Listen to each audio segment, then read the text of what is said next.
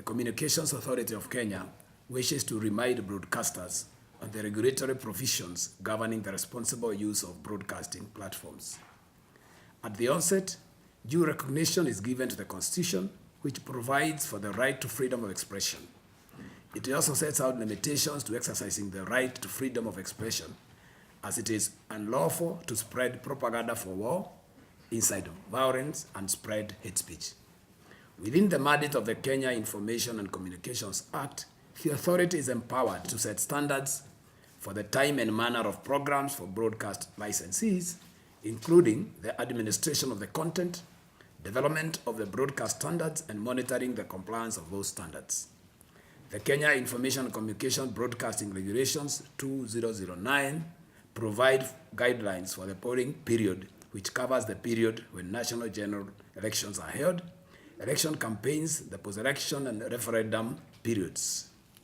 Section 25 of the regulations calls on licensees to A, provide equitable coverage and opportunities to registered political parties participating in an election, and in particular the presidential candidates. B, ensure that the name of the political party or sponsor, if any, on whose behalf a broadcast is made, is announced immediately before the commencement and immediately after such broadcast. C, ensure that the employees of a licensee who wish to be candidates for any elected positions resign from their employment with the licensee during polling period. It is clear from the code that radio and television broadcasters have an obligation to serve the public interest at all times. This includes provision of equitable coverage and opportunities to registered political parties participating in an election.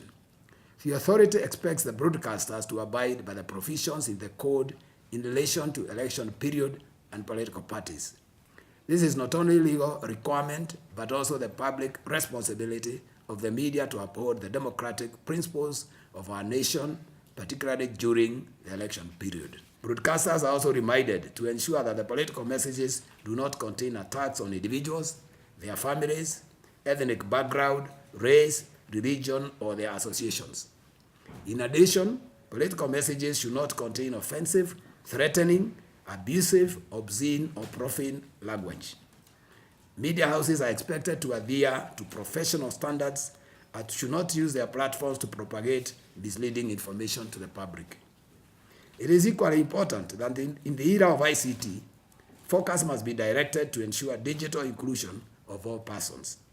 In this regard, the authority would wish to take this opportunity to call upon broadcasters to provide sign language inserts or subtitles in all newscasts, educational programs, information relating to emergencies, and in all programs covering events of national significance. We are in a position now to be able to do social media monitoring.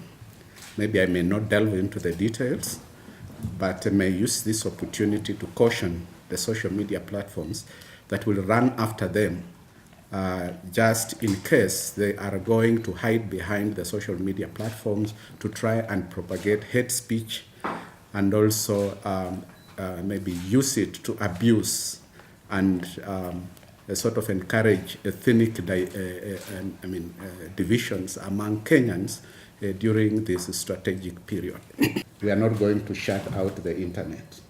We are using all possible means possible not to reach a level where the country can be in tension and force us maybe to take a drastic step. But we don't believe that it is our intention that we are going to deter people from communication.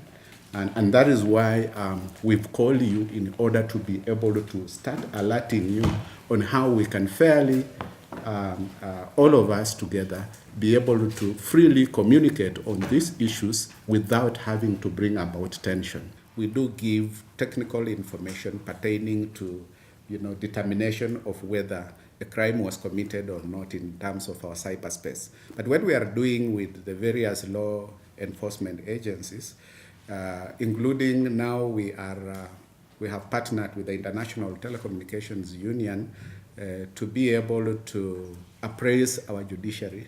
I think we are starting soon. We wanted to start in December, but I hope we are starting this month in preparation for challenges like those ones that you have said, they will be in a better position to make a ruling on the way forward in terms of how we can protect the witnesses. Indeed, maybe that is not in our space, but where they ask us to give them certain technical support, then we will be able to give.